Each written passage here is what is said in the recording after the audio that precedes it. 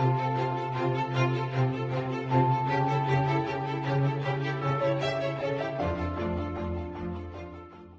again, just a quick video on how you can move out of the semi-automatic modes of aperture priority and shutter priority and take full control of your camera by moving into full manual. As you know, in aperture priority you set the aperture and the camera looks after the shutter speed to maintain a correct exposure, and as we've shown in other videos we use exposure compensation to darken or brighten the image. And the meter on the right here is a exposure compensation meter.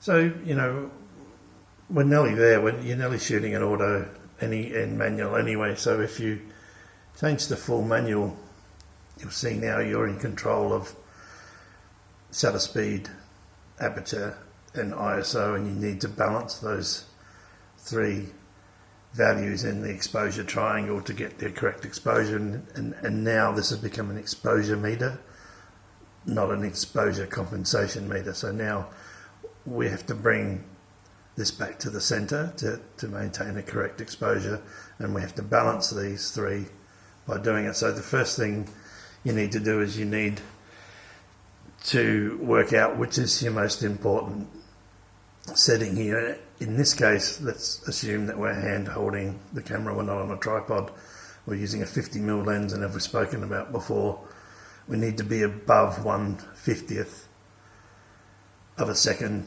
to eliminate handshake. We have no image stabilization. So at that 1/60th, we're at our lowest aperture that we can go to allow enough light in. You know, if we take that up, the picture's going to get even darker. So we're at our lowest, or our widest aperture to let the opening in the lens is at its biggest to let the most amount of light in at 1.8. I know that's counterintuitive, but that's how it is.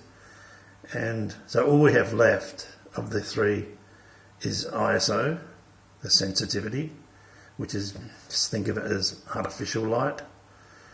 So we now keep our eye on the meter on the right hand side there, and we keep adding ISO until our meter centralizes, and now we have correct exposure. If there was more than one person in a photo, for instance, if there was, you know, you had two of your children in the photo, and you need to increase your aperture a little bit, otherwise one of them's, you know, if they're not directly on the same focal plane, that one of them's going to be slightly blurry. So, you know, sometimes you need, for two people, I like to at least be at f3.5.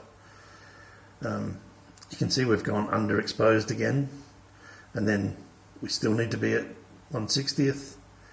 You know, for whatever reason, we'll just say we can't use a flash, and so this, the only other way still is ISO to balance out the exposure by using the exposure meter, and you have that meter inside your viewfinder as well. You have all this information obviously inside the viewfinder. So this will just become second nature after a while, and it's just like driving a manual car. It's you don't even think about it. It just, you know, you very rarely get it wrong. And now that you're in full control, you don't need to use exposure compensation, because you just use whatever you want to under and expose. So if I want to underexpose this photo, I prefer slightly underexposed photos, so I would use shutter speed.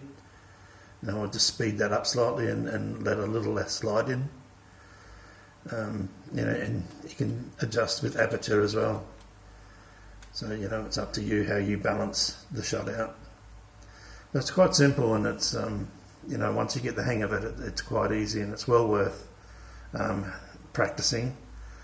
Not so much, you know, if you really have to get the shot, it's better to just practice, you know, in the kids in the backyard, or the pet dog running around, or something like that, and just work out, you know, which one of these are your priority. You know, do you need to freeze motion? Do you need your shutter speed to be higher, or do you want depth of field with your aperture? And then, you know, you have to just balance it out with your ISO if those two settings need to be critical. So it's I know it sounds easy, but it's not that hard. Okay, and hope you found that useful, and thanks for watching.